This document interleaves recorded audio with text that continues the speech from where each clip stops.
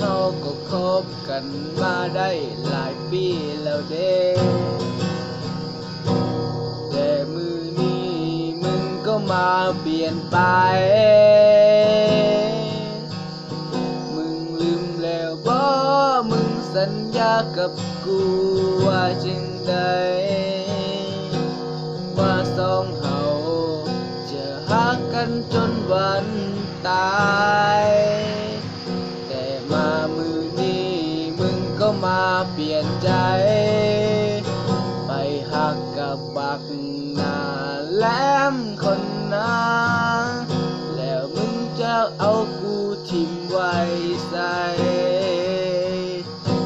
กูขอถามมึงว่าผ่านมาเรื่องของเฮาเป็นเรื่องอีหยังอีหยังมึงผิดคำสัญญาก็ขอให้มึงไปดีกับเขาคนนั้นส่วนกูต้องหลีกทางให้มึงกับมันไปดี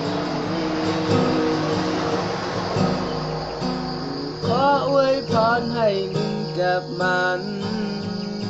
เลิกกันไวๆเด้อขออวยพรให้มึงกับมันทิ่มมึงไว้กลางทางคนเดียว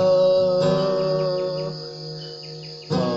ขอให้มันเฮ็ดทุกวิธีทาง